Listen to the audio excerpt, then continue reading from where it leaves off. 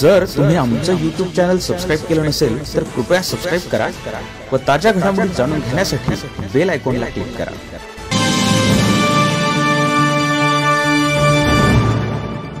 Ration Sheikh नामक लड़की ने अपने सब्जी बेचकर परिवार चलाने वाले बाप के गरीब के हालात पर ही मात नहीं की, बल्कि पढ़ाई के दौरान अचानक हुए रेल हादसे की वजह से अपने दोनों पैर गंवा देने के बाद भी अपना हौसला बुलंद रखा और डॉक्टर की डिग्री हासिल कर अपनी मंजिल पाई।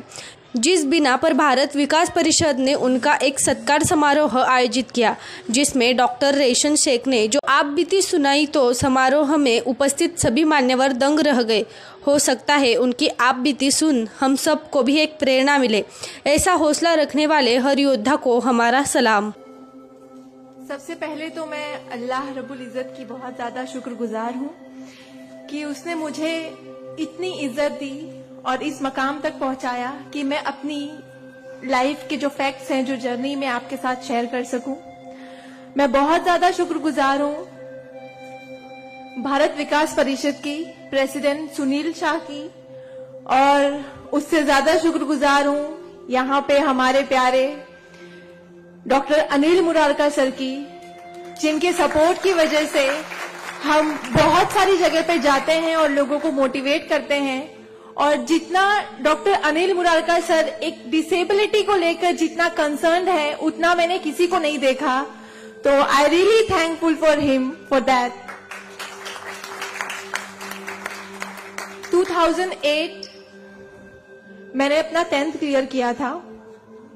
मैंने टॉप किया था पूरे जोगेश्वरी में विद 92.15% लेकर, और मेरा ख्वाब था कि मैं डॉक्टर बनूं और लोगों को सर्व करूं।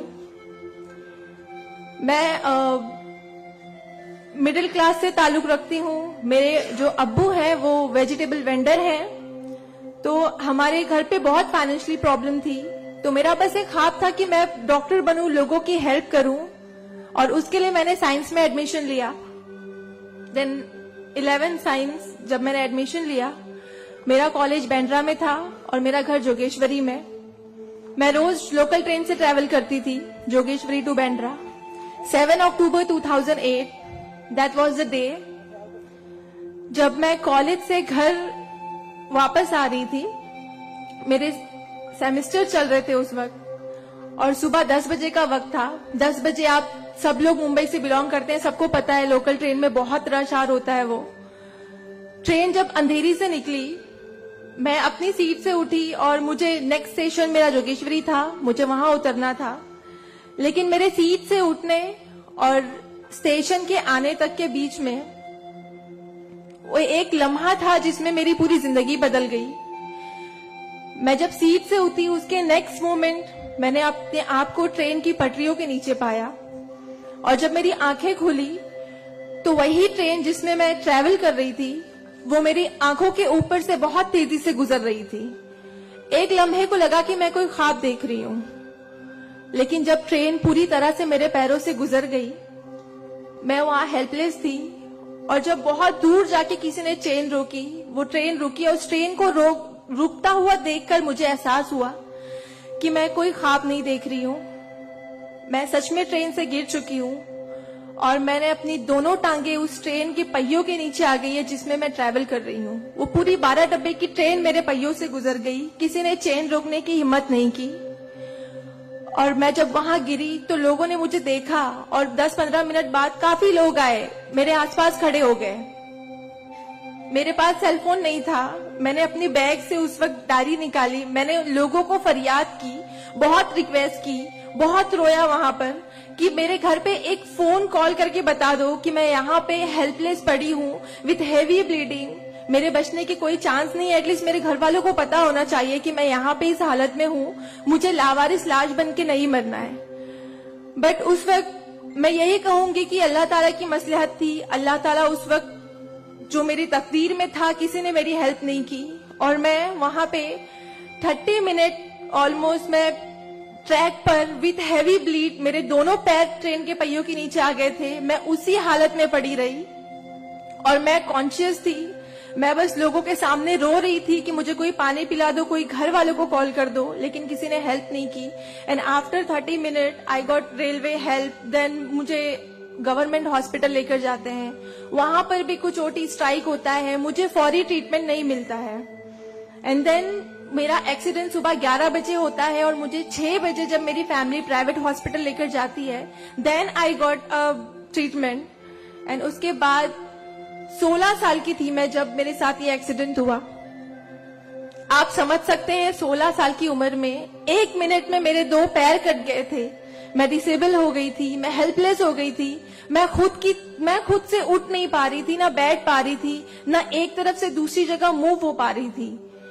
मैं मेंटली डिसेबल हो गई थी, फिजिकली डिसेबल हो गई थी और फाइनेंशियली कंडीशन भी काफी वीक थी। वो सारी चीजें मेरे दिमाग में चल रही थी और जब लोग मुझे देखने आते थे तो कुछ लोग हमदर्दी में नेगेटिव कमेंट्स भी करते थे कि 16 साल की बच्ची है, 2 पैर खो दिए हैं, सारी जिंदगी माँ बाप के ऊपर बोझ रहेगी, ये जिंदा क्यों है, इससे अच्छा ये मर जाती।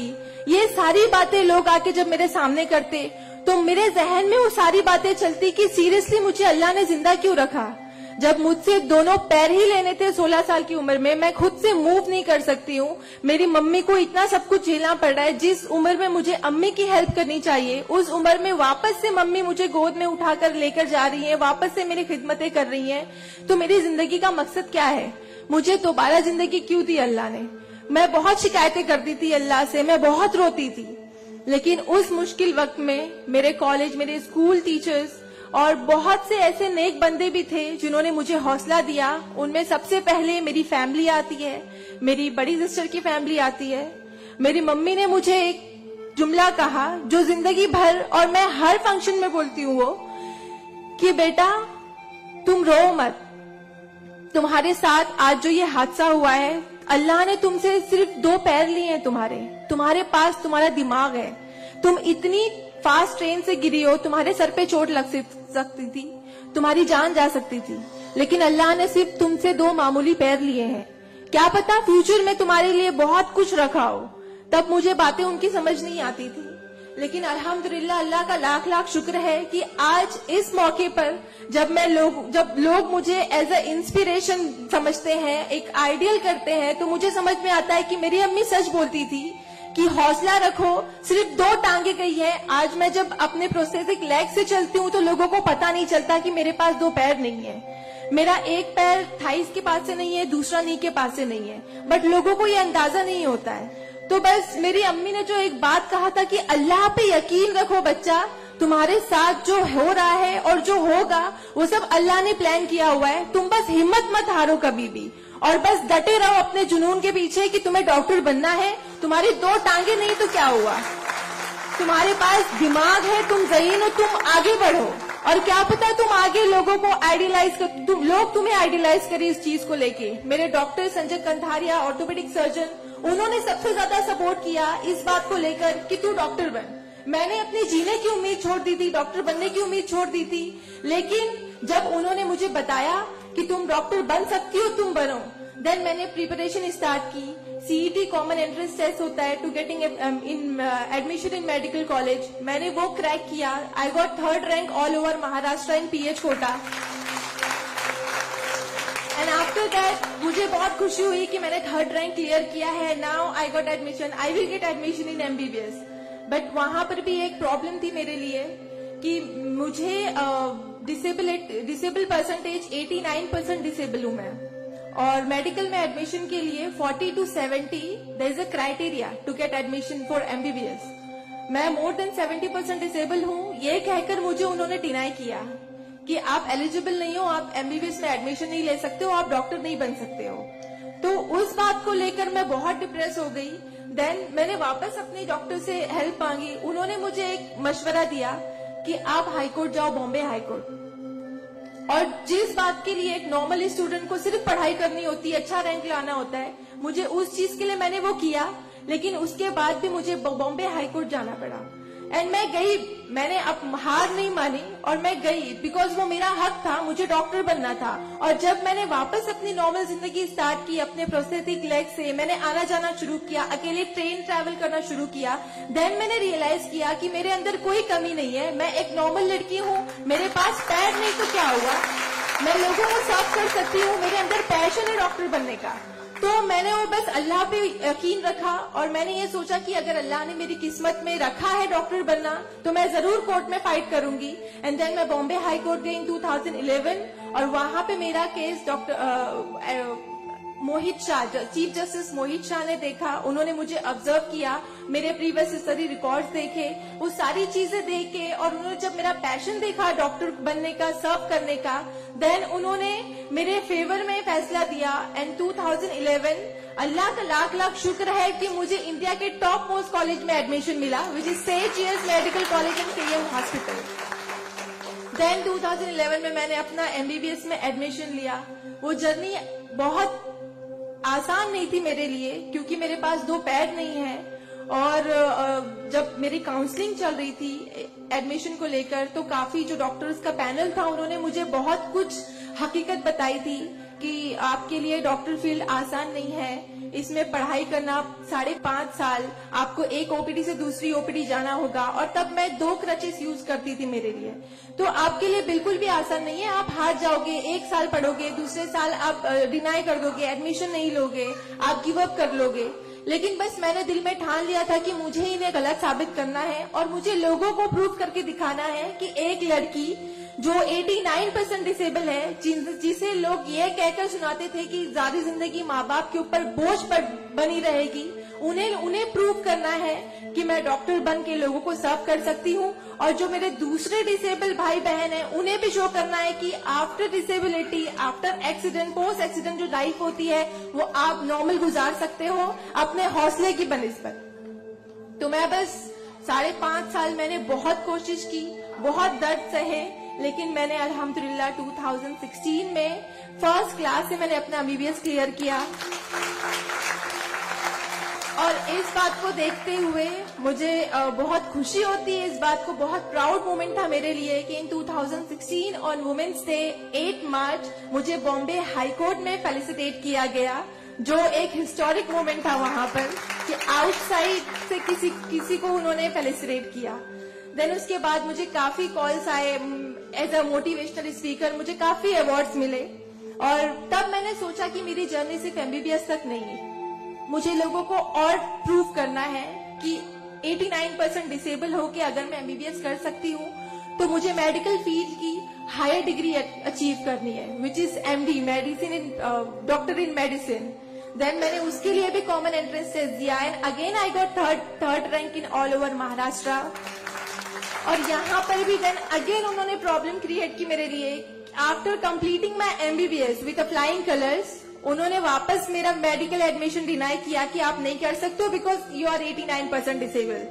देन मुझे एक बहुत हम्बल इंसान मिले, member of parliament Kirit Somaiya sir. उन्होंने फौरन से मेरी एप्लीकेशन सेंट्रल हेल्थ मिनिस्टर के पास लेकर गए और वहां से विद इन 2 डेज ये जो क्राइटेरिया है 40 to 70% डिसेबिलिटी का मेडिकल में एडमिशन के लिए, this is a 20 years old clause, और विद इन 2 डेज ये क्लॉज चेंज करवाया उन्होंने बिकॉज ऑफ माई एप्लीकेशन। वो क्लॉज चेंज होके बस ये है कि मिनिमम 40% क्राइटेरिया है और मोर देन 70% जो भी डिसेबल हैगा they will get admission in medical field. तो मेरी जो जर्नी थी यहाँ तक की, और उसके बाद मैंने रिसेंटली 2019 में मैंने एमडी में एडमिशन लिया और with same college Seth GS medical college in KM hospital, और मैं अभी रिसेंटली फर्स्ट ईयर रेसिडेंट हूँ एमडी पैथोलॉजी में। मेरी जो यहाँ तक की जर्नी है मैंने बहुत अच्छे से तो नहीं बताया आपको, लेकिन बहुत सारी बातें मिस है इसमें बिकॉज मेरे पास टाइम नहीं है, आप लोगों को भी लेट हो रहा है। लेकिन ये सारी जो मेरी जर्नी है ये सब बताने का मकसद यही है आप लोगों को कि जिंदगी में देखो चाहे कुछ भी प्रॉब्लम आए, बिकॉज मेरी लाइफ में मुझे लगता है कि सारी प्रॉब्लम्स थी, फाइनेंशियल प्रॉब्लम्स थी, फिजिकल प्रॉब्लम थी, मेंटल प्रॉब्लम थी, सारे ऑड्स थे मेरी लाइफ में, लेकिन मैंने बस 2 चीजें ध्यान में रखी। एक तो मेरी अम्मी की बात कि अल्लाह पर यकीन रखो, अल्लाह अपने बंदों से 70 माओं से ज्यादा प्यार करता है। एक माँ हमारी छोटे से दर्द को बर्दाश्त नहीं कर सकती, वो तो 70 माओं से ज्यादा प्यार करता है, तो हमें दर्द में कैसे रख सकता है वो? तो उसने जरूर कुछ अच्छा रखा है हमारे लिए। अगर छोटी सी प्रॉब्लम आई जिंदगी में तो उससे हार नहीं मानो, उससे लड़ना सीखो। हमेशा अपना हौसला जिंदा रखो, बिकॉज आपके पास अगर हौसला है तो आपकी लिए जिंदगी जीने की उमंग रहेगी, बिकॉज बगैर हौसले के कोई जिंदगी नहीं जी सकता। तो आप लोग प्लीज, अगर छोटी से छोटी प्रॉब्लम भी आए, कोई भी परेशानी आए, आप लोग लड़ना सीखिए और जिंदगी जीना सीखिए। बिकॉज मेरे एक्सीडेंट के बाद मुझे लगा मैं इतनी सारी कोशिशें नहीं करती तो मैं आज यहाँ पर खड़ी होके एज अ डॉक्टर आप लोगों से इंटरेक्ट नहीं हो रही होती। तो बस कभी भी हार मत मानिए। और ये एक शेर है आप सबके लिए, हौसले की तुर्कश में कोशिश का वो तीर जिंदा रख। तरकश मतलब जिसमें तीर रखते हैं। हौसले की तरकश में कोशिश का वो तीर जिंदा रख, हार चाहे जिंदगी में सब कुछ, हार जा चाहे जिंदगी में सब कुछ, मगर फिर भी जीतने की उम्मीद जिंदा रख। Thank you so much, thank you all of you, मुझे इतने अच्छे से सुनने के लिए। और मैं बहुत ज्यादा थैंकफुल हूँ डॉक्टर अनिल सर की और भारत विकास परिषद की कि उन्होंने मुझे इतना सुनहरा मौका दिया आप लोगों से इंटरैक्ट का। Thank you. धन्यवाद।